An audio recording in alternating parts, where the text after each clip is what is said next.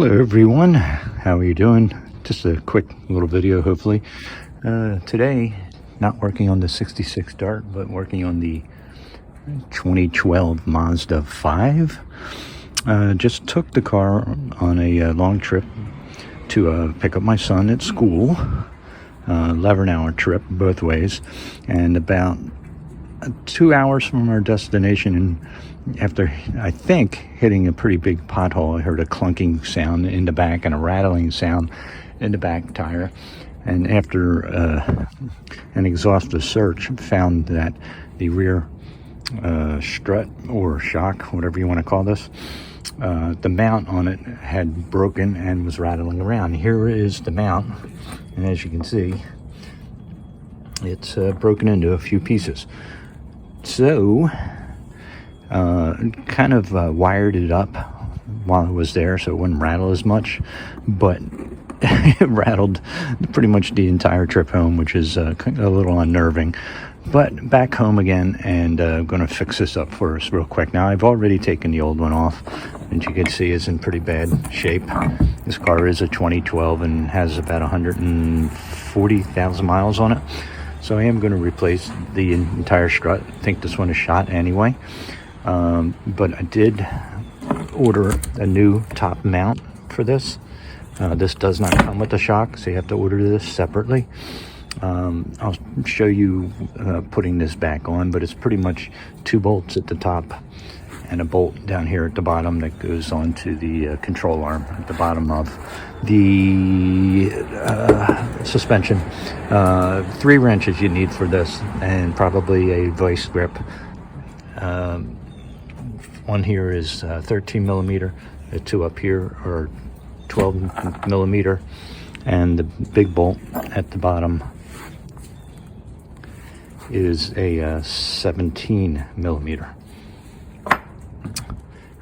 What I like about this shock, and this is a door last, is that it already comes with a new boot, and this tube here, which is plastic, is basically just a covering to protect the rod and the shaft here. This looks like this was original equipment. All right, so that's the background story. Here is the part number for this puppy, and I can highly recommend that you, when you're taking this apart, which is a real big pain in the neck, top bolts not so bad. This bottom one really bad without an impact wrench. I had to use sockets and pain in the butt, but PB Blaster came through on that. I recommend using this, loosening it, tightening it, loosening it, spraying some of this, and it finally came off with a lot of grunting and swearing. All right, that's the beginning, and I'll show you what we're doing.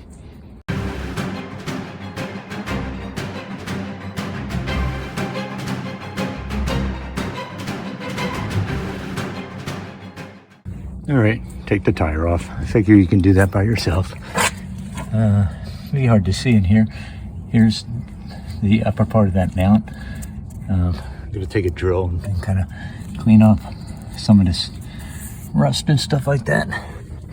And the other bolt, which is hard to see, or the shock mount, is right down here.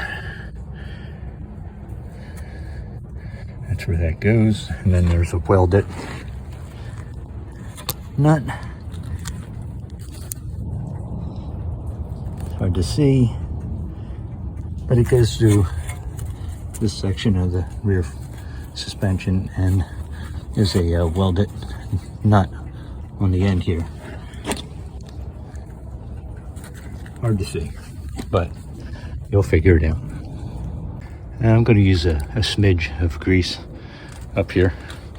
This is a wet area. Maybe I'll keep some of the wetness out of here, like so. Okay, so the shock goes in that bottom mount. There you go. Right through here. Started the bolt at the bottom. Then I'm gonna have to kind of pull up on this and get it on these two studs up here. Can you see? There's one there, there's one over here. And then the kit did, the shock did come with brand new nuts up there, so that's cool. And then it should do it.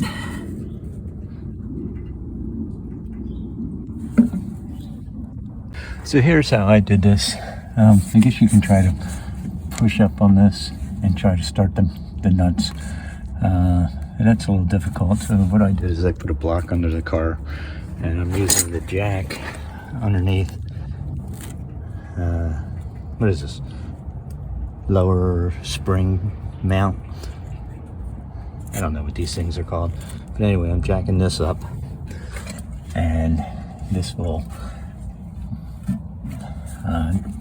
allow me to get these nuts started easier.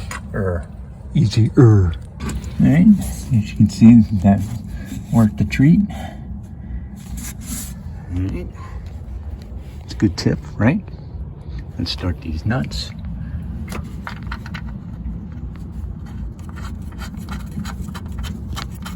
Again, these are 12 millimeter up here, 17 down at the lower.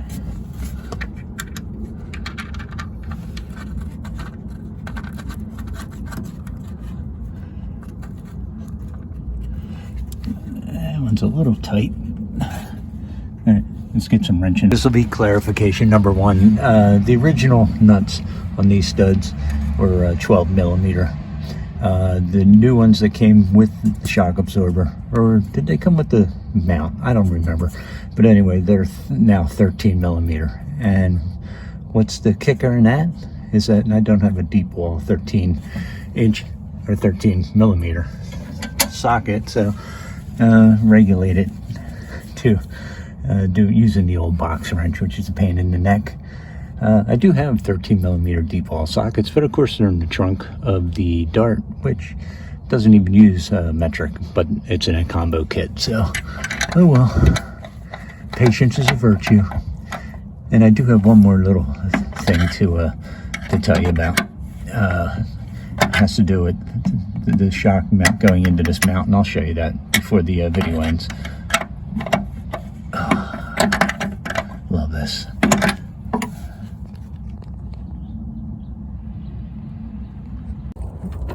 Here's that bottom bolt location.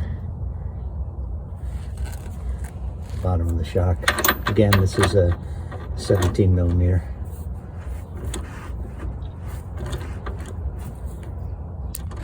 Okay, that's the end of that one. Went together pretty well. And got another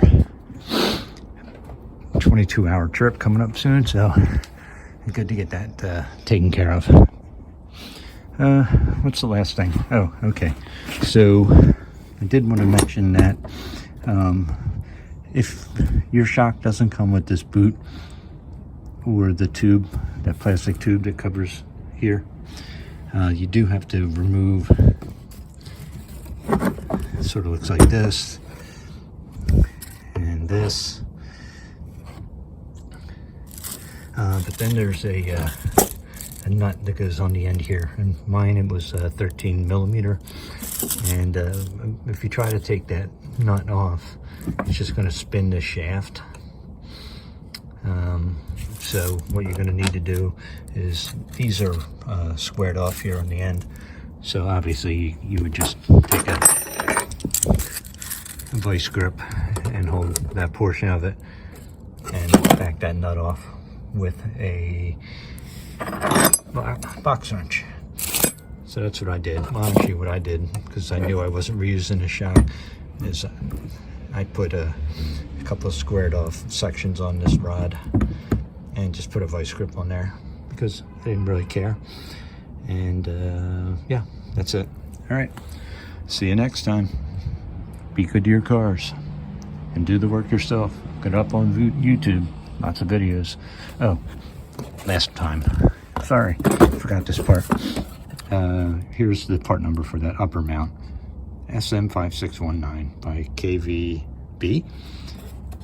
But that's that. Here's the whole kit and caboodle.